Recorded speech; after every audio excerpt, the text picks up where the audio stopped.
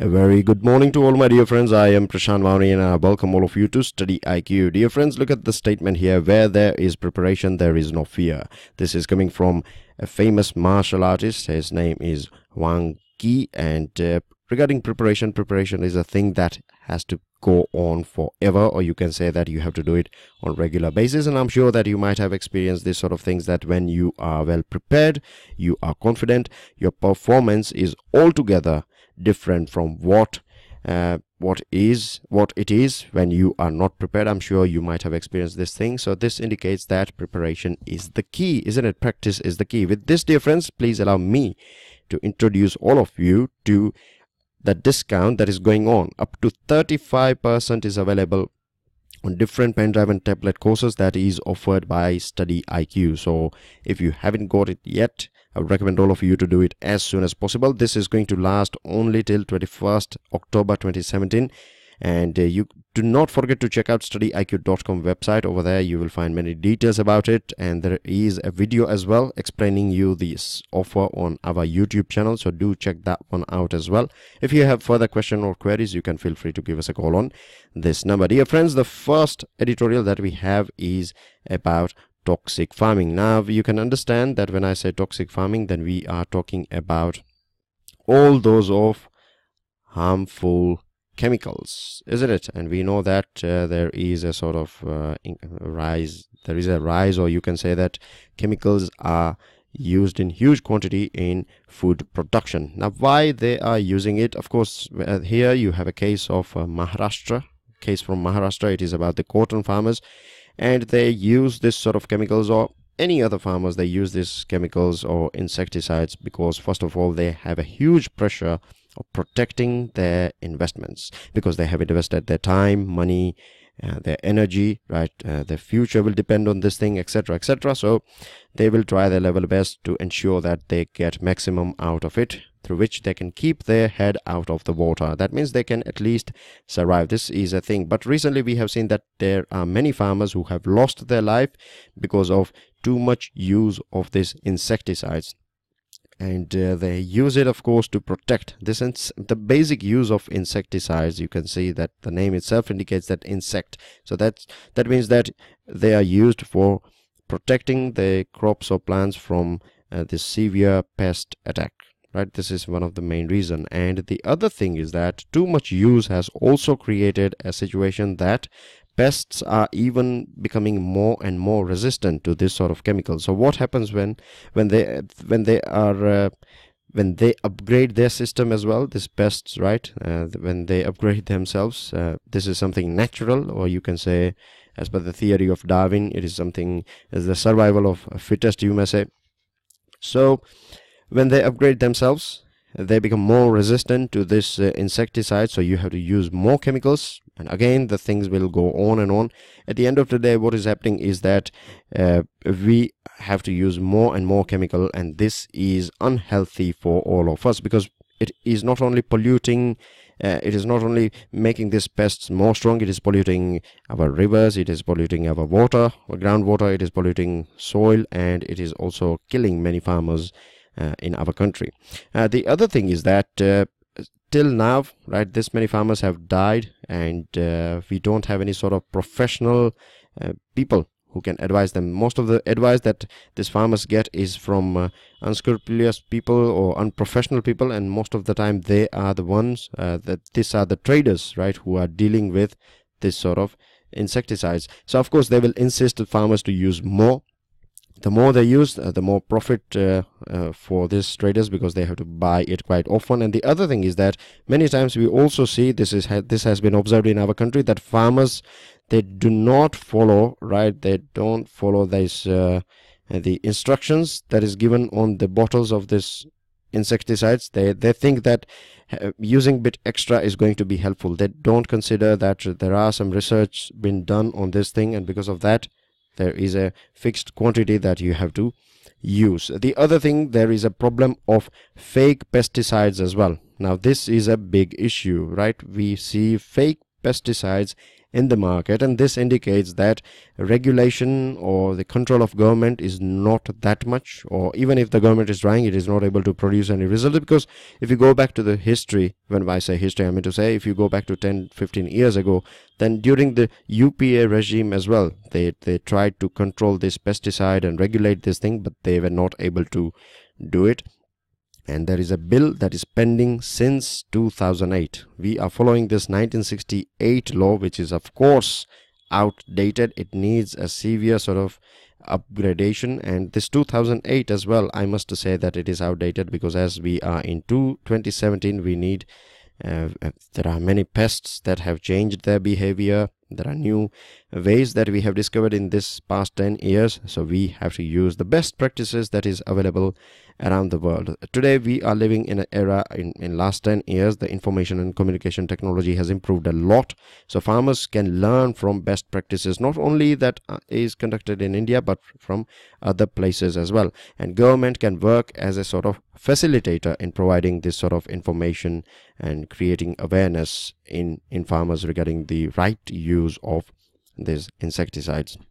Now we also need, what we need is, we need a sort of central advisory council, right? This central advisory council, of course the name indicates advisory, so of course it will provide advice on all this sort of chemicals and things like that, how farmers should use it. They will also control the amount of chemicals, different things, etc., etc., pertaining to this pesticides, and they can also strengthen the registration and distribution of sale and other things, and by including, say for example, food safety laws in it, right? By including product use in it, it can also make it more broad-based, and it can also add it can make it more broad-based, means it can include other things as well, just rather than just talking about chemical combination and pest.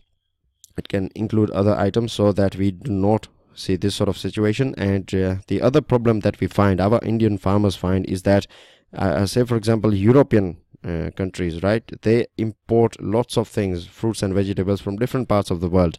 Now Indian fruits and vegetables or other items are struggling to get license, or you can say the access to sell to be sold in this European market, because of too much of this use of pesticides. So this is again a thing that we have to work on, and government has not been able to create that sort of awareness. At present we know that there is a Kisan channel. I'm sure you might have heard about DD Kisan, right? And there are many apps as well that are designed by government. There is a sort of customer care where farmers can call and get all the information. So on these platforms, government can use these platforms to create awareness regarding this thing. And in the end, I would like to say that one of the biggest thing that is required at present is use of as much as organic farming as possible. We have to find out ways. There are many countries that are being very successful in this thing, and we can also do it. And this will be beneficial for farmers, because they have to spend less money on insecticide. So it will be more profit for farmers, and it will be more healthy option as well. Customers will, or consumers will, benefit out of it as well. The second item, this is about on dangerous footing. It is about Iran nuclear deal. Now before moving on to this item, let me tell you that there is a special video on Iran nuclear deal available on StudyIQ YouTube channel. If you haven't checked it, I would recommend all of you to do it, because in this particular special video we are talking in detail. We are doing analysis of starting from history till now, and what are the current scenario and what can happen, etc., etc. So do check that one out. Now what happened is, basically this was in the news form, so I know that you know the basic thing about it. Now Iran and USA, they are not for the longest time, you can say that they are arch rival to each other. And the other thing is, recently Trump has termed this Iran nuclear deal as the worst agreement in the history of United States, and he has basically refused to certify this Iran nuclear deal. Now what happens under American law is that after every 90 days the president has to give a sort of green signal to this Iran nuclear deal. This is a law in America, so they have to do it. And when the president is saying no to this thing, when he says that no, I'm not going to certify this thing, then it goes to the Congress. That means it's Parliament. Now the Parliament will have 60 days, right? Starting from 15th October, they will have 60 days to decide whether they should apply or reimpose sanctions. Sanctions basically means that there are lots of barriers. Now this country, you won't be able to deal with Iran, you cannot sell this and that, and etc, etc. That's all sanctions. It's a type of ban, you can say, and it's a sort of economical and financial ban that will corner the country of Iran. That's what these sanctions are for, right? Anyway, so this is this not certifying this thing is going to create a chain of events. Now, first of all, this deal, right? This deal is not only between USA and Iran. It is a deal of international community, because it was under the flag, or you can say it was the under umbrella of United Nations that this deal was signed.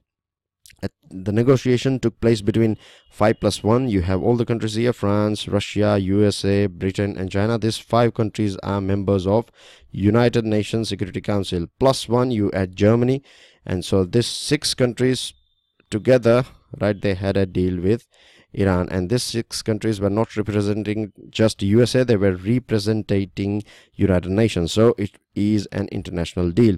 The other thing is that Trump has just withdrew the certificate. He has not scrapped the deal, so we have to wait and watch what his next move would be. But it is said that Trump is taking decisions, and his decisions are driven by political thinking or political points rather than realistic assessment. Because if you see the other countries, if you ignore this USA, and if you see the other countries, then they are saying that all the signatories of United Nations are saying that all the signatories, that means all these 5 countries ignoring USA, these countries are saying that Iran is fully complying with the nuclear deal. So there is no problem, there is no point that we should get rid of this thing. And the other thing is that the rapport, the relationship that was developed during Obama era between USA and Iran is a bit damaged because of this sort of move by Mr. Trump.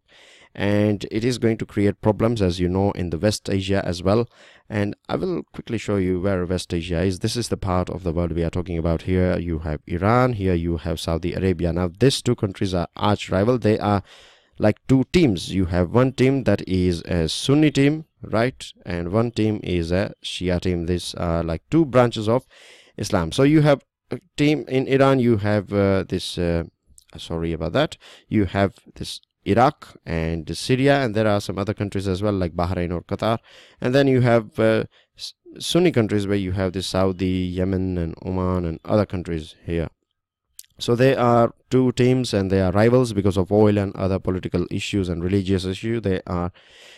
This area is been going through some sort of troubles for the longest period of time, and this thing is going to exacerbate or going to increase the troubles, because now Iran may opt for producing nuclear weapons. Next time it would be very difficult for us, for the global community, to bring this sort of enriching or the countries that want nuclear weapons. It would be difficult for us to bring them on table.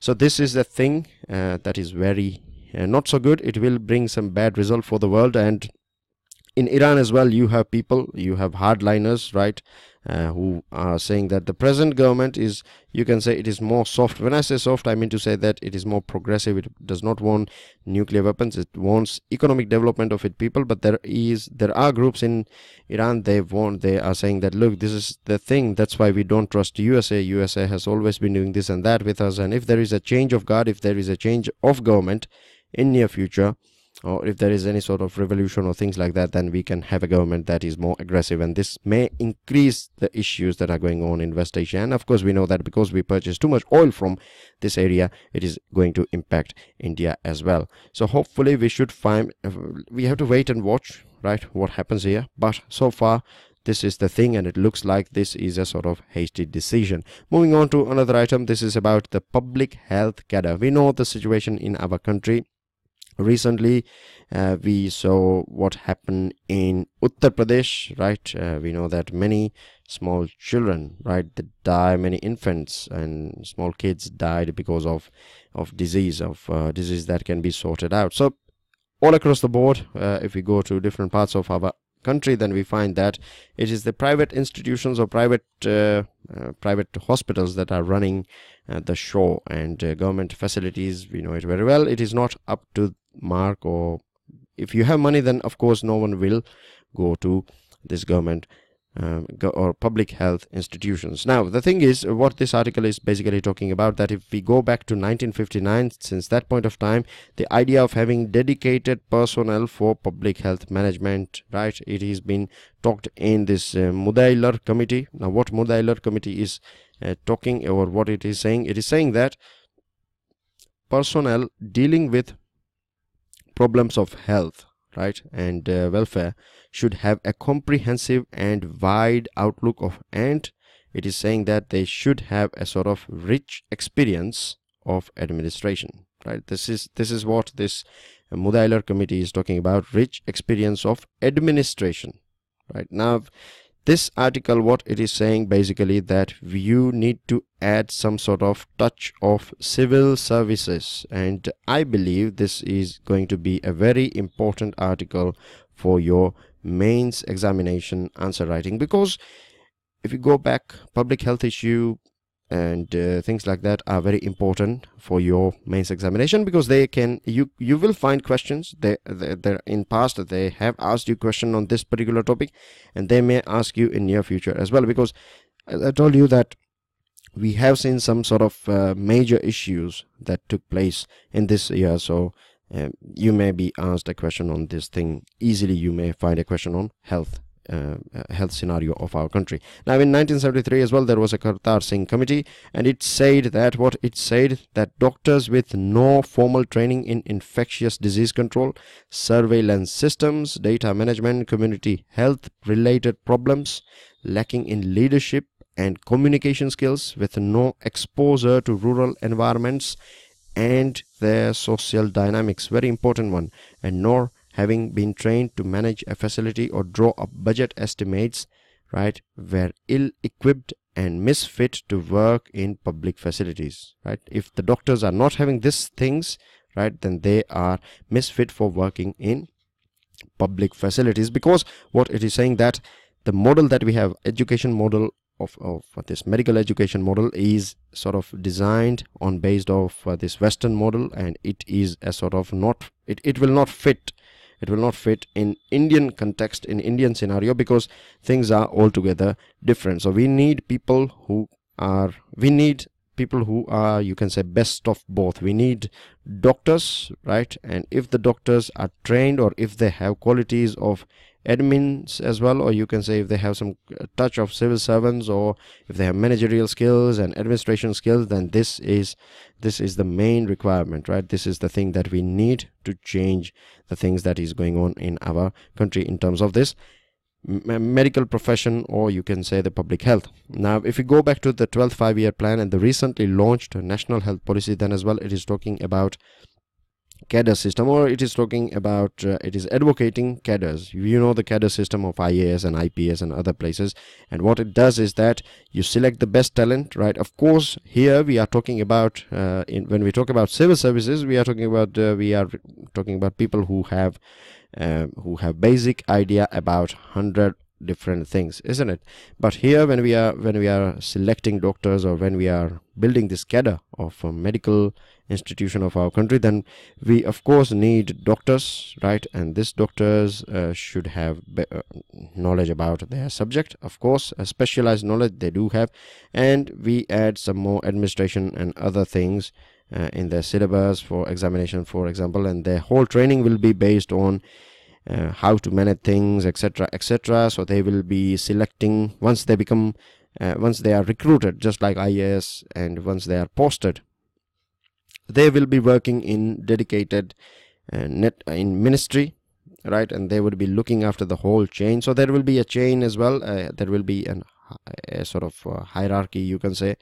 So doctors would be working just like secretaries, and in ministry level as well. At present we are having IAS officers. It's not necessary that these IAS officers are doctors always, right? It could be a person with arts background as well. He could be a secretary of health ministry, and we can clearly say that he would be a good administrator, no doubt, but when it comes to specialized knowledge, then he is not the best person. So we have to select this sort of doctors that have best of both things.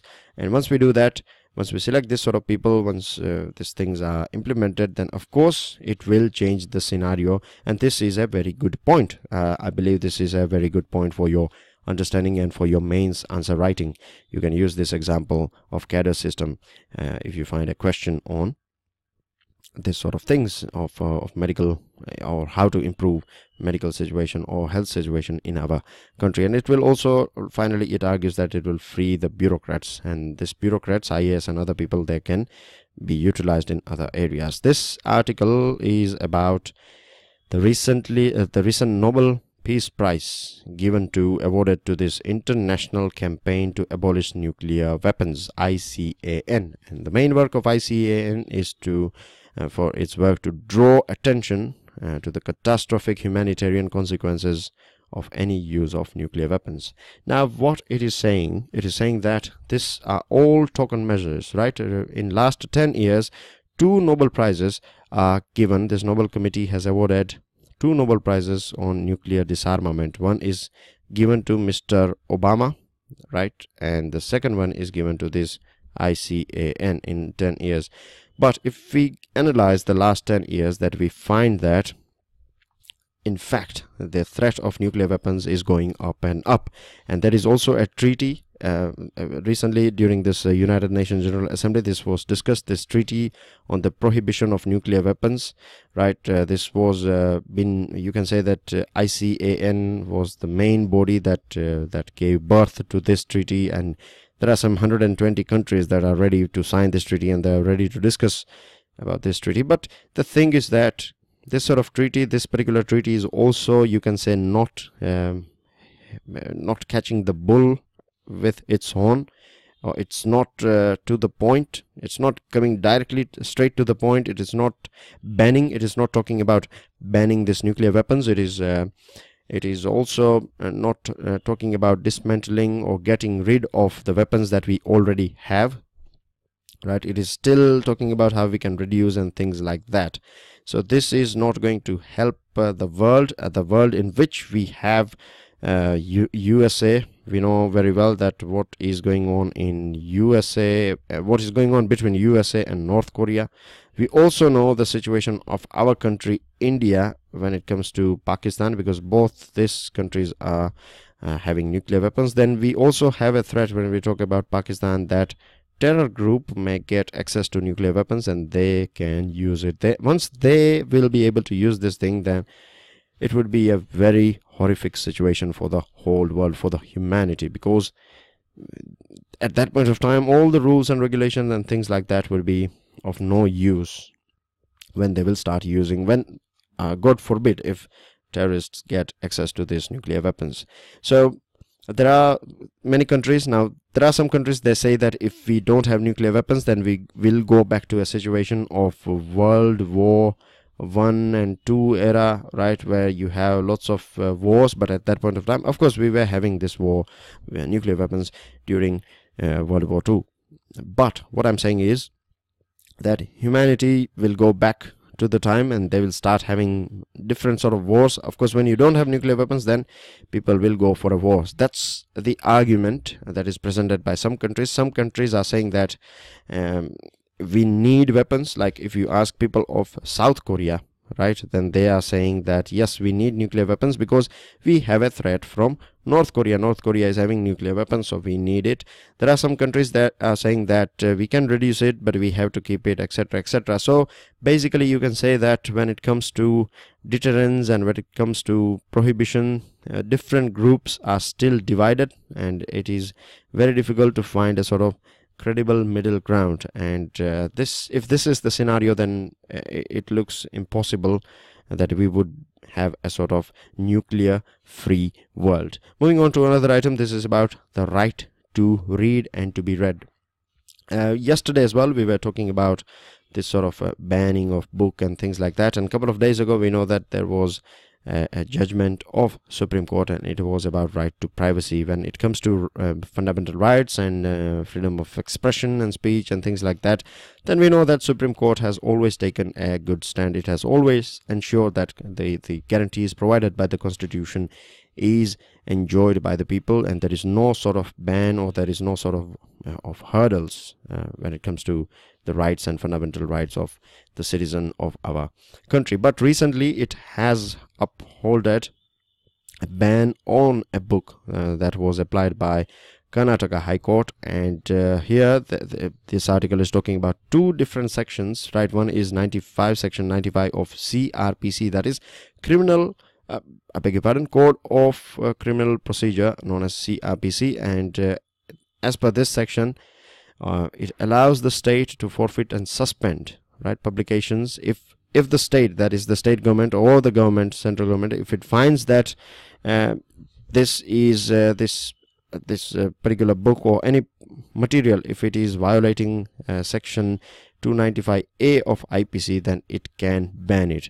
Now the thing regarding banning this thing is that, first of all, this CRPC and IPC, both these things are product of British Raj, right? They are colonial product, and today's era, they are, you can safely say that they are out of date, right? They are clearly out of date.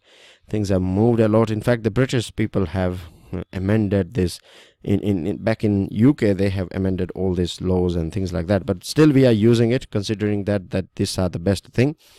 And the other thing is that when it comes to this section 295A and section 95, particularly this 295A, now the state government, right, it is important that it is not only that they can impose it, but they should have a clear reason that this particular speech or written document is designed to sort of cause, or it is purposefully, the main agenda of any book or any written material or speech, etc., is to create a sort of an outrage, or it is created to insult some other group or hurt the feeling and sentiments of religious group or any community, etc. This should be one of the reason, right? It is not enough that you can just ban it, but as per the section 295A, the state government has to, or the central government has to prove this thing.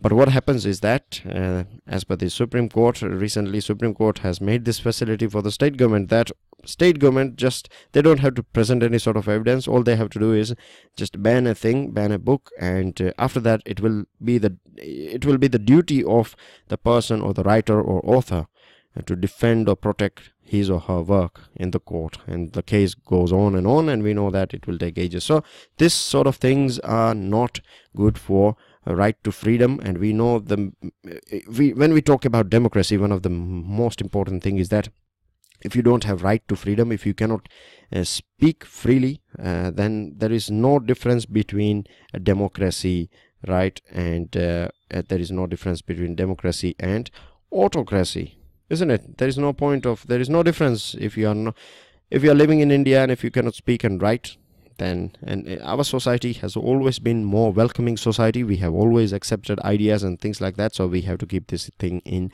mind as well.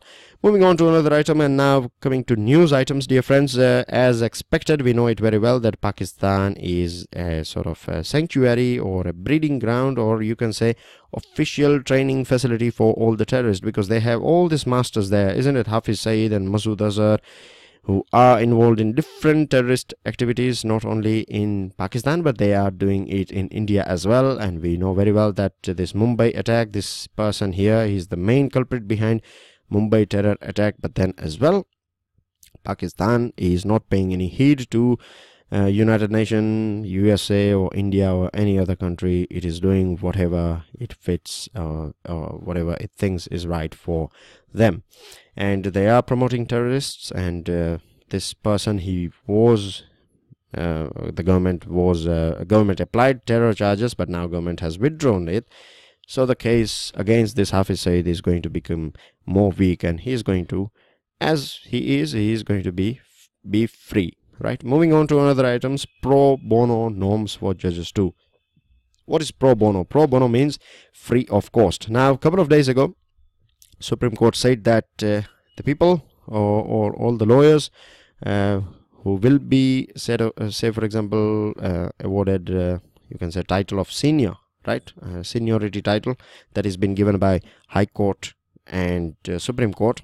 So that will be one of the criteria of giving this senior lawyer title. Will be that if that particular lawyer has fought some cases free of cost, like in terms of social services, whether he has done it or not. So this would be one of the criteria, and the government has said that how about we can have the same sort of criteria when we talk about elevating a person to a judge, elevating a lawyer to become a judge. Now this thing is again tricky, because we know that it is the collegium that will decide whether to go ahead with it or not, but the law ministry or the government has presented its own view. And let me tell you that senior lawyer becoming or getting a title of senior advocate is very beneficial for this person as professional, because of course the first thing is that you will get huge amount of respect from the court, and the second thing is that you can charge heavy fees as well. So in fact it is going to be adding more reputation to your personality. The other thing is regarding this issue going on between judges and, or you can say, judiciary and executive, it is not going to be beneficial for the democracy. We have talked about this thing. And coming on to free items, or you can say not free but free legal aid, I mean to say that you have National Legal Service Authority, is also many times known as NALSA, right? So keep this in mind. NALSA is pertaining to this National Legal Service Authority. Moving on to another item, and this is news coming from India and Pakistan. Humanitarian relations between India and Pakistan, and many times we do support, right? We do allow patients on humanitarian ground. They can come here in India and do the surgery. But what I am trying to show you here is that with the help of Twitter, right? And this is important when it comes to social media. You can easily find, this is a very important topic, because social media is a thing that is used by all different stakeholders. Even the government is using it, as you can see here. Then the ISIS are also using it for recruiting youngsters for as radicals, and you and I are using it. So everyone is using this social media. So of course there is a debate going on whether it is good or whether it is bad. So what you have to do is you have to collect some good points, and this is again not just about social media. You can also see the way e-governance is spreading in our country. You can imagine, just with the help of a Twitter, the minister is taking action. So this is a change that we are talking about, right? Digitization is going to bring this sort of change. Now the days are slowly getting over where we used to consider, like, ministers were considered as like kings, you know what I mean? Like whenever you have a minister, then people will go mad and things like that. That sort of craze will go away. The fear of ministers and things like that will go away, and it will become a more democratic society. Everyone is equal. Moving on, Madagascar, beg your pardon, not Madagascar, Mogadishu, right? This is a capital of Somalia. Now you can see here, this is Indian Ocean. We have talked about this part because recently our president was in Ethiopia and Djibouti. So we have talked about this Gulf of Aden, and I have thrown you many questions regarding Gulf of Aden and things like that. So you know, this is the part of Africa that we are talking about, and this portion is also known as Horn of Africa, right? Because if you see, then it looks like a horn. So that's why it is known as Horn of Africa. And Somalia is a country that was ruled by British for the longest period of time, and now they are affected by this Islamist insurgency starting from 2009. There is a group called Al-Shabaab or something that is engaged in doing all this sort of activities over here. And recently, very sadly, see, terrorist attack anywhere around the world is a terrorist attack on humanity. So whenever it comes to, and this sort of countries like Somalia, we know that it is a very poor country. I'm not sure whether you know about the background of this country, but it is a very poor country. It is a beautiful country, no doubt, but it is a very poor country, and because of that we see lots of poverty and things like that, and these terrorist people are using it for nefarious activities. So sadly, 237 people have lost their life, and I pray for all of them, and I pray for their family members, and I hope one day we would be able to get rid of this sort of terrorism and things like that. Now, International Monetary Fund and World Bank, we keep on hearing statements from this thing, and I have been including these items in our discussion, because the thing is, see, this sort of figures, it is not that important, right? For your preparation, it is not important. You want to be asked like, what is the latest figure by this IMF and things like that. So don't worry about this sort of figures. What you can focus here is that, say for example, you can remember the name of the IMF chief, right? You can go back to the background of what IMF is all about. What is the difference between IMF and World Bank and things like that. So these are some of the basic studies that you can do. This will help you. The other thing is that I want to tell you is that whenever we see a sort of positive statement coming from IMF and World Bank and other banks, so this will boost the confidence of investors in USA and UK and other countries, right? Other Arabic countries as well, right? Arab world, they'll see that, okay, this IMF and World Bank are saying that India is a good spot, so let's invest our money in this part. And Nithya Oak has also came out with a figure. It is also saying that the GDP may grow at 7%. Of course, Nithya Oak, we know that it is part of government, so it will be a bit optimistic, right? So we find a sort of goody things said by Nithya Oak, but that does not mean that we ignore it altogether, because at the end of the day, it is a sort of think tank, isn't it? It is a think tank, so you find all people from all different backgrounds are working here. So I'm not saying that they are providing fake data, but I'm saying that the outlook would be more optimistic rather than being a bit of more optimistic than realistic, I would say. A very little difference of shade. Now, snow is melting, ice is melting in Greenland. Where is Greenland? Greenland is here, right? And because of this thing, it is having a sort of negative impact in marine life, and it is also having an impact in global ocean currents. Now, what is ocean currents? These are different ocean currents. You can see the name here, and you can see the difference here. Cold currents are represented by blue line, and warm are by red line.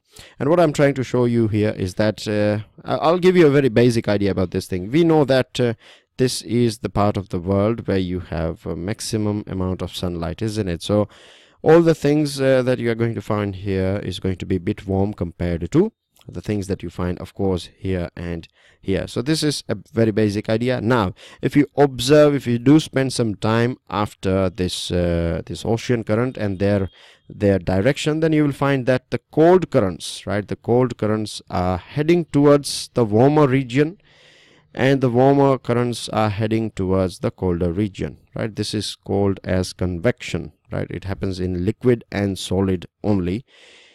I beg your pardon, liquid and gas only. With the solid things, it does not apply. This convection does not apply in solid items. So because water is liquid, you can see this sort of convection taking place over here. And this is Greenland here, this part of the world. This news item is talking about. It is saying that too much melting of this thing is going to change the salinity, and change in salinity of this water is going to change.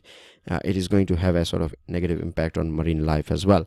So do spend some time after this thing, and you should also remember some of the important ocean currents, right? You have Mozambique current here, then you have Oyashiho and Kuroshiho of Japan. These currents are here. Then Alaska Labrador current is a very important one. Then you have this Gulf Stream. This one is a very important one as well because of cyclone and all these things. If you go in the detail, then you will find this sort of items. With this, dear friends, that's everything in today's discussion. Do go through your questions, and remember, 35% up to 35% off is available only till 21st October. So make sure you make the most out of it. If you have any further query, feel free to give us a call on this number. With this, don't forget to subscribe, share, like, and pass your valuable comments, and I would be waiting for your answer. With this, I end this discussion. I'm Prashant Mauni. I'll see you all soon. Till then, enjoy your study. Jai Hind. Jai Hind.